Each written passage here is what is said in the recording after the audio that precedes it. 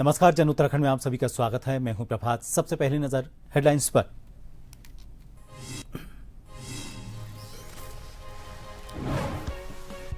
उत्तराखंड में धामी मंत्रिमंडल की हुई बैठक, दिवंगत सदस्यों को दी गई श्रद्धांजलि। मुख्यमंत्री ने इनके योगदान को किया याद। 12 प्रस्तावों को मिली मंजूरी।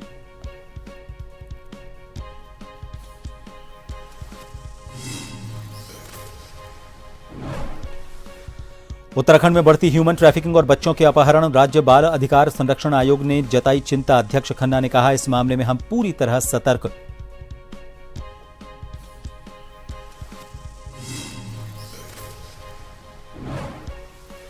विकासनगर में हत्या के बाद भड़की हिंसा, बुलडोजर की कार्रवाई के बाद गरमाई सियासत। एआईएमआईएम के प्रदेश अध्यक्ष नैयर काजमी ने जताई चिंता।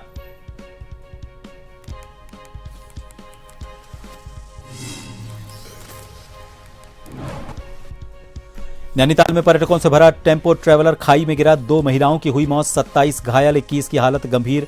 मेरठ गाजियाबाद के रहने वाले थे सभी।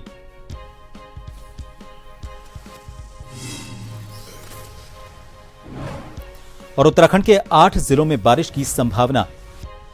पहाड़ों में येलो अलर्ट जारी, 50 किलोमीटर प्रति घंटे की रफ्तार से चलेगी हवा। 4 शहरों में पड़ी तेज बौछारें।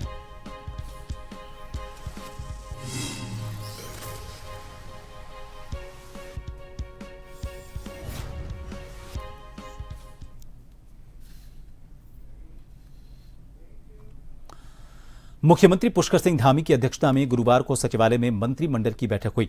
इसमें उत्तराखंड के पूर्व मुख्यमंत्री मेजर जनरल भुवन चंद्र खंडूड़ी और प्रसिद्ध निशानेबाज जसपाल राणा के निधन पर शोक व्यक्त किया गया। मंत्रिमंडल के सदस्यों ने दिवंगत आत्माओं की शांति के लिए 2 मिनट का मौन रखकर उन्हें भावभीनी श्रद्धांजलि अर्पित की। इस दौरान मुख्यमंत्री ने कहा कि मेजर जनरल भुवन चंद्र खंडूड़ी ने प्रदेश के विकास, सुशासन और जनसेवा के क्षेत्र में महत्वपूर्ण योगदान दिया। जसपाल राणा ने अपने उत्कृष्ट खेल प्रतिभा से देश प्रदेश का नाम राष्ट्रीय और अंतर्राष्ट्रीय स्तर पर गौरवान्वित किया।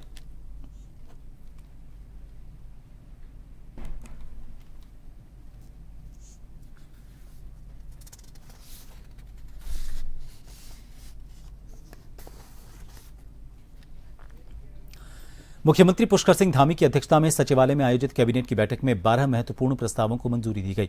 बैठक में शिक्षा, उपनल कर्मचारियों, 4 धाम यात्रा, पर्यटन, कृषि, पशुपालन और कारागार विभाग समेत कई अहम फैसलों पर मोहर लगी।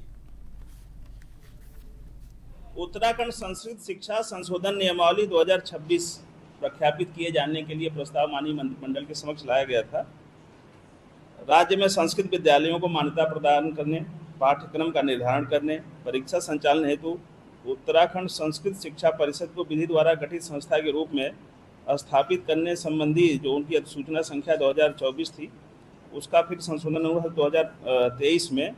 उसमें कुछ संशोधन जो मान्यता प्रदान करने, पाठ्यक्रम निर्धारण और भर्तियों के लिए ले आए थे संस्कृत शिक्षा विभाग की तरफ से, उसको माननीय मंत्रिमंडल द्वारा सहमति प्रदान की गई। ऐसे ही बिटुमिनस की कीमतों में अत्यधिक वृद्धि के दृष्टिगत बिटुमिनस कार्य हेतु जो अनुबंध किए गए थे, उसमें चूँकि जो पीडब्ल्यूडी के द्वारा सड़कों का टेंडर हुआ था, तो जैसा मिडिल ईस्ट में जो झगड़ा हुआ था या जो दिक्कतें आई थी, उसकी वजह से जो बिटुमिनस मिल नहीं पा रहा था, तो उसकी दरें बहुत बढ़ गई थी, महंगी हो गई थी। उसके लिए प्रस्ताव आया था और उसमें माननीय मंत्रिमंडल ने कुछ सीमा तक कैप लगाते हुए बढ़ी हुई दरों पर काम कराने के लिए सहमति व्यक्त की है। आगामी प्रतियोगी परीक्षाओं को लेकर सरकार ने तैयारियां तेज कर दी हैं। मुख्यमंत्री पुष्कर सिंह धामी ने अधिकारियों के साथ समीक्षा बैठक कर परीक्षा व्यवस्थाओं का जायजा लिया। उन्होंने कहा कि परीक्षा प्रक्रिया को पूरी तरह पारदर्शी और निष्पक्ष बनाए रखने के लिए सभी जरूरी कदम उठाए गए हैं। बैठक में पुलिस विभाग और अन्य संबंधित अधिकारियों के साथ सुरक्षा और निगरानी व्यवस्था पर विस्तार से चर्चा की गई।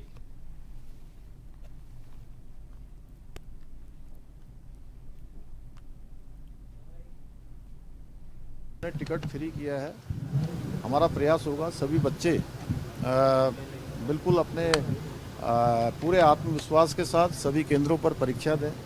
परीक्षा बिल्कुल पारदर्शी तरीके से कराई जाएगी। उसके लिए आज मैंने यहाँ पर सभी अधिकारियों के साथ, पुलिस विभाग के पुलिस महानिदेशक, अन्य अधिकारियों के साथ बैठक की है और लगातार हम इस पर पूरी तरह से नज़र बनाए हुए हैं। कहीं पर भी अब कोई गड़बड़ी की कोई संभावना नहीं है।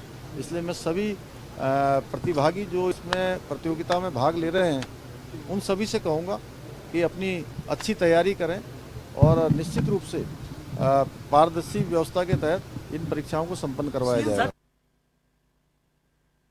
मुख्यमंत्री पुष्कर सिंह धामी बीते दिन दिल्ली में किसाऊ बहुउद्देशीय बांध परियोजना की बैठक में शामिल हुए। इसमें ऊर्जा उत्पादन को लेकर सिंचाई पर चर्चा हुई। खासतौर पर उत्तराखंड और हिमाचल प्रदेश के लिए ये बैठक सौगात भरी रही। कैबिनेट के बाद जानकारी देते हुए मुख्यमंत्री पुष्कर सिंह धामी ने कहा कि जब से नरेंद्र मोदी देश के प्रधानमंत्री बने हैं तब से जो कई साल से रुकी हुई परियोजना पर तेजी से काम हुआ है, फिर चाहे वो ऑल वेदर रोड हो या ऋषिकेश कर्णप्रयाग रेल लाइन की बात करें या फिर जाम रानी बांध की बात करें।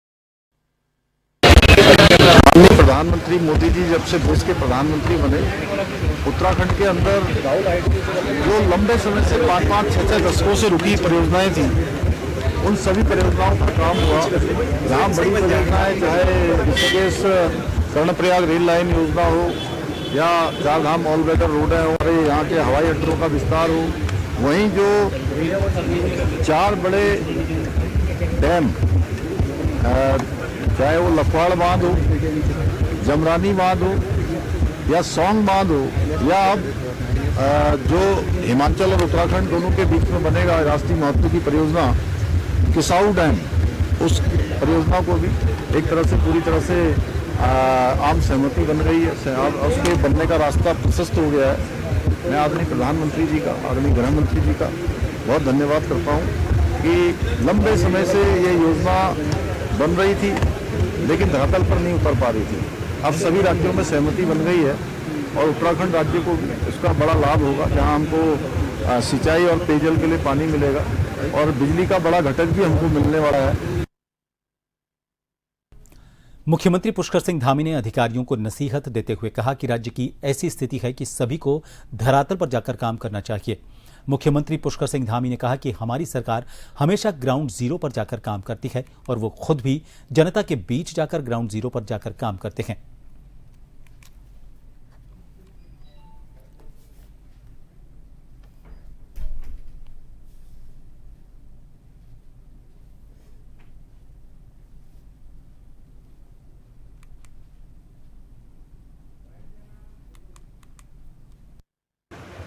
सभी को इस समय हमारे राज्य की ऐसी स्थितियां हैं कि सबको जो है धरातल पर जाकर काम करना चाहिए और मैं स्वयं जाता हूं। मुझे लगता है कि हमारी सरकार हमेशा ऐसी सरकार होनी चाहिए जो ग्राउंड जीरो पर काम करे। सितारगंज विधानसभा क्षेत्र के ग्राम पंचायत लौका और गोठा को राजस्व ग्राम घोषित कराने के लिए गांव से एक डेलीगेशन ग्राम प्रधान अनिल राव के नेतृत्व में क्षेत्रीय विधायक सौरभ बहुगुणा के आवास पर देहरादून पहुंचा। ग्रामीणों ने कैबिनेट मंत्री सौरभ बहुगुणा से अपने गांव को राजस्व गांव घोषित करने की मांग की। इस दौरान कैबिनेट मंत्री सौरभ बहुगुणा के साथ वन मंत्री सुबोध उनियाल और सचिव रविशंकर से ग्रामीणों की राजस्व गांव की मांग को लेकर काफी देर तक चर्चा हुई। इसके बाद ग्रामीणों को हर संभव मदद का आश्वासन दिया गया। इस संबंध में कैबिनेट मंत्री सौरभ बहुगुणा ने बताया कि देहरादून में राजस्व गांव की मांग को लेकर ग्रामीणों का शिशु मंगल मुलाकात करने पहुंचा था। ये शिष्टमंडल जब पहुंचा तो जिसके बाद अधिकारियों को 15 दिन में इस भूमि की रिपोर्ट पेश करने के आदेश दिए गए हैं। रिपोर्ट आने के बाद आगे की कार्रवाई की जाएगी।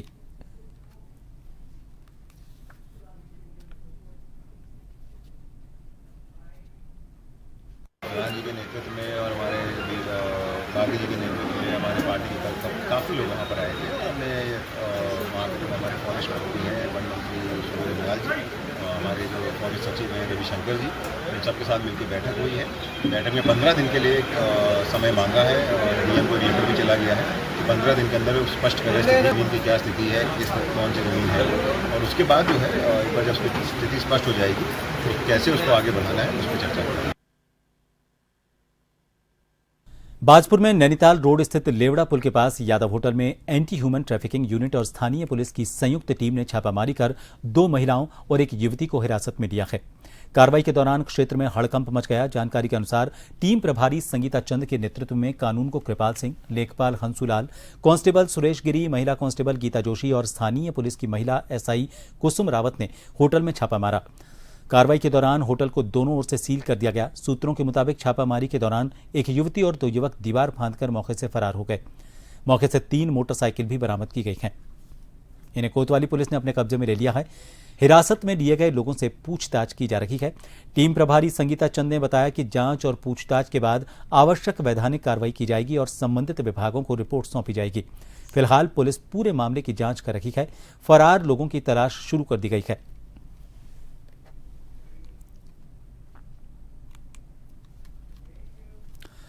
भीमताल में इंसानियत की मिसाल देखने को मिली। यहां पर एक घायल अवस्था में मिले उल्लू के बच्चे की एक परिवार ने जान बचाई। परिवार ने उसे तुरंत इलाज के लिए अस्पताल पहुंचाया और वन विभाग को सूचित किया। संरक्षण की उन्होंने ये पहल की। नैनीताल जिले के भीमताल मल्लीताल बाजार क्षेत्र में एक उल्लू का बच्चा घायल हालत में था। परिवार ने उसे सुरक्षित अपने संरक्षण में लिया और इलाज के लिए अस्पताल पहुंचाया। साथ ही वन विभाग को भी मामले की सूचना दी गई। बताया जा रहा है कि उल्लू का बच्चा घायल होने के कारण उड़ने में असमर्थ था। समय रहते मिली मदद से उसकी जान बच गई। वन विभाग की टीम अब पक्षी की हालत पर नजर बनाए हुए है।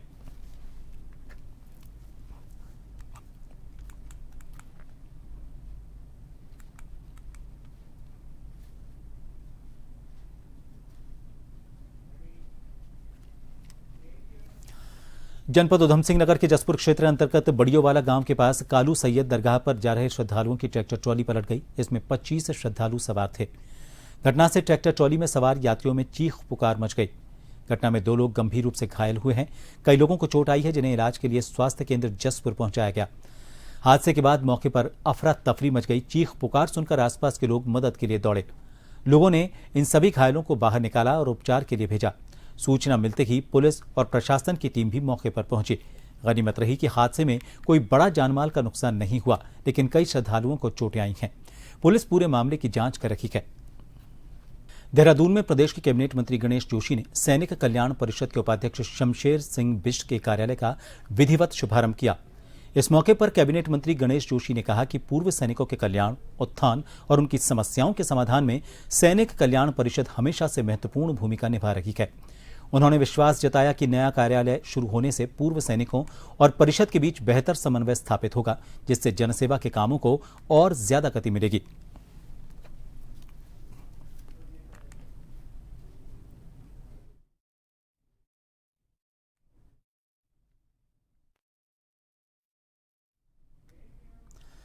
उत्तराखंड में चुनावी माहौल के बीच चुनाव आयोग की भूमिका को लेकर कांग्रेस और भाजपा के बीच जुबानी जंग तेज हो गई है। कांग्रेस ने चुनाव आयोग पर भाजपा के इशारे पर काम करने और एसआईआर प्रक्रिया के जरिए मतदाताओं के नाम काटने का आरोप लगाया है। वहीं भाजपा ने इन आरोपों को पूरी तरह से निराधार बताते हुए चुनाव आयोग को स्वतंत्र संवैधानिक संस्था बताया है।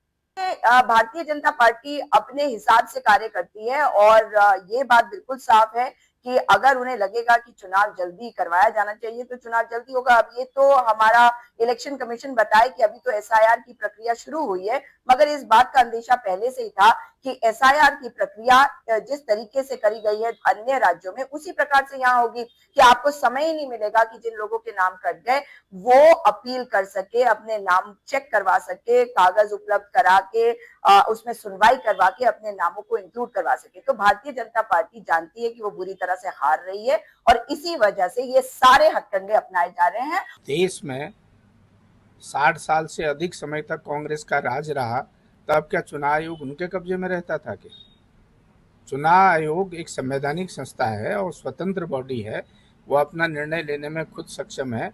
कब चुनाव होंगे, क्या होंगे, अभी तो चुनाव आयोग ने राज्यों के दौरे नहीं किए हैं। कभी भी आपने देखा होगा कि चुनाव जिस राज्य में चुनाव होते हैं वहाँ चुनाव आयोग 6 महीने पहले राज्यों के दौरे करता है, वहाँ की सारी स्थिति को समझता है, वहाँ के विभिन्न राजनीतिक दलों से जो राजनीतिक दल उस प्रदेश में सक्रिय रहते हैं उनसे सलाह मशवरा करता है। उनकी राय लेने के बाद ही चुनाव की तारीखें तय होती हैं और ये काम चुनाव आयोग का है। उत्तराखंड राज्य बाल अधिकार संरक्षण आयोग की अध्यक्ष डॉक्टर गीता खन्ना ने प्रदेश में बढ़ती ह्यूमन ट्रैफिकिंग और बच्चों के अपहरण की घटनाओं पर गहरी चिंता जताई है। हाल ही में हरिद्वार में सामने आई बच्चों से भीख मंगवाने और उनके अपहरण की घटनाओं को उन्होंने बाल सुरक्षा के लिए एक बड़ा प्रश्न चिन्ह करार दिया। गीता खन्ना ने कहा कि आयोग इस गंभीर मसले पर पूरी तरह सतर्क है। इसे रोकने के लिए राज्य के सभी 13 जिलों में सक्रिय एंटी ह्यूमन ट्रैफिकिंग यूनिट्स को और मजबूत किया जाएगा। उन्होंने स्पष्ट किया कि आयोग अब हाइब्रिड मॉडल पर काम करेगा, जिसमें भौतिक और डिजिटल माध्यमों से बच्चों की सुरक्षा और अवैध तस्करी की मॉनिटरिंग की जाएगी। आयोग इस दिशा में जल्द ही अभिभावकों को शिक्षित करने के लिए विशेष जागरूकता अभियान भी शुरू करने जा रहा है।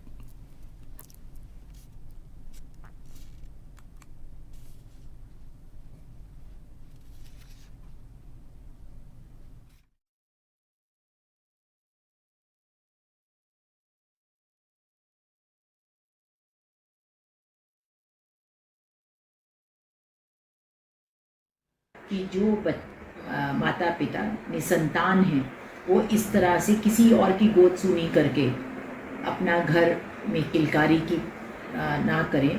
और ये अवेयरनेस उनके लिए भी, क्योंकि ज़रूरी नहीं है कि जो माँ बाप ये करते हैं लेते हैं उनको ये बताया जाता होगा कि हम किसी से चुरा के लाए हैं। कुछ हैं तंत्र जो उसको एक डॉक्टर होने के नाते मैं पहले से भी जानती हूँ, जहाँ ये होता है कि ये बच्ची निराश्रित है या इसकी माँ मर गई है या वो रखना नहीं चाहते थे या उनका 7वां बच्चा हो गया, कुछ भी कहानी कहे के, तो हम उस पर किस तरह से अवेयरनेस कैंपेन चलाएं कि उन पेरेंट्स को भी पता चले कि ये बच्चे के लिए ये इस तरह का माफिया काम कर रहा है। विकासनगर के गांव बैरागीवाला में विनोद कश्यप की हत्या के बाद भड़की हिंसा और उसके बाद हुई तोड़फोड़ बुलडोजर कार्रवाई को लेकर सियासत गर्मा गई है। एआईएमआईएम के प्रदेश अध्यक्ष नैयर काजमी ने इस पूरी घटना पर चिंता जताते हुए निष्पक्ष जांच की मांग की। काजमी ने कहा कि विनोद कश्यप की हत्या बेहद निंदनीय और दुखद है। हम मांग करते हैं कि पुलिस दोषियों को जल्द गिरफ्तार कर कड़ी से कड़ी सजा दिलाए, लेकिन हत्या के बाद कुछ संगठनों द्वारा चुनिंदा घरों में की गई तोड़फोड़ और बिना नोटिस बुलडोजर चलाना भी कानून के खिलाफ है। उन्होंने आगे कहा कि संविधान में हर नागरिक को न्याय पाने का अधिकार है। कानून हाथ में लेने की छूट किसी भी संगठन या व्यक्ति को नहीं है।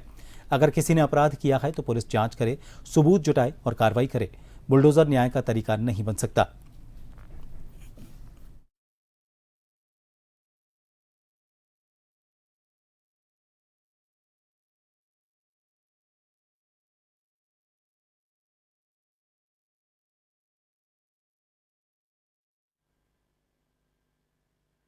देहरादून विकासनगर तहसील के बैरागी वाला गांव में जो ये मामला हुआ, विनोद कुमार कश्यप का मर्डर हुआ है, करने वाला कातिल होता है और मरने वाला मृतक होता है।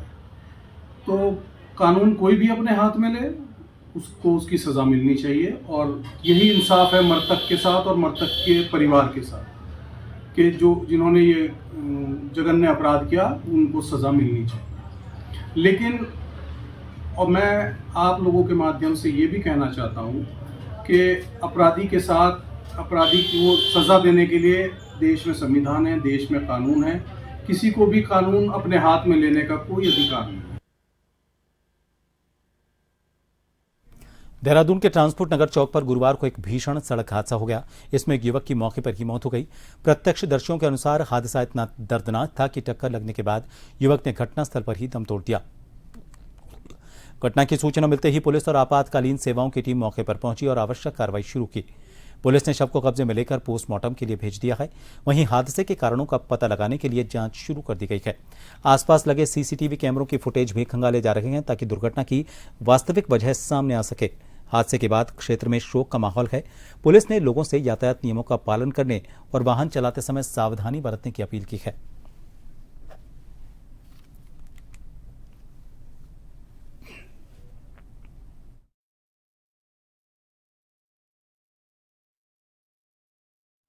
मेरठ से लक्ष्मण झूला ऋषिकेश के बीच हाई स्पीड नमो भारत ट्रेन जल्द चलेगी। उत्तराखंड और यूपी के बीच इस पर सहमति बन गई है। इसके लिए 7 करोड़ 2 लाख रुपए के परामर्श शुल्क को भी मंजूरी मिली है। जल्द ही मेरठ से लक्ष्मण झूला तक के 150 किलोमीटर लंबे कॉरिडोर की डीपीआर के लिए सर्वे शुरू हो जाएगा। इससे दिल्ली से ऋषिकेश का सफर केवल 2.5 घंटे में पूरा होगा। मुख्यमंत्री पुष्कर सिंह धामी के प्रयासों से उत्तराखंड सरकार, उत्तर प्रदेश सरकार और राष्ट्रीय राजधानी क्षेत्र परिवहन निगम के बीच इस परियोजना के रूट संरेखण को लेकर सैद्धांतिक सहमति बन गई है।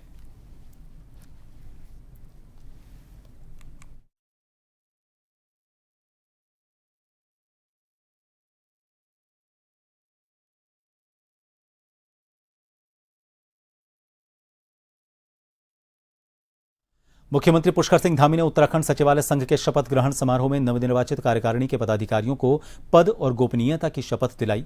उन्होंने अध्यक्ष दीपक जोशी सहित सभी पदाधिकारियों को बधाई देते हुए सफल कार्यकाल की शुभकामनाएं दी।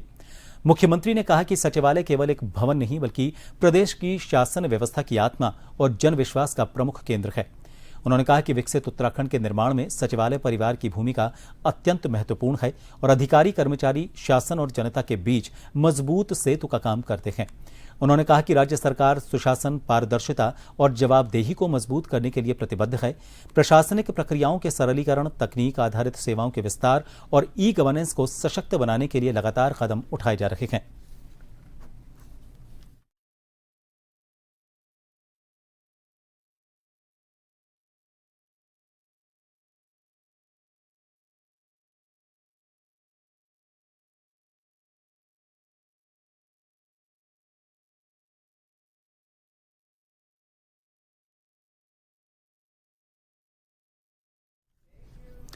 इन सभी खबरों के साथ फिलहाल के लिए इस बुलेटिन में इतना ही। नमस्कार।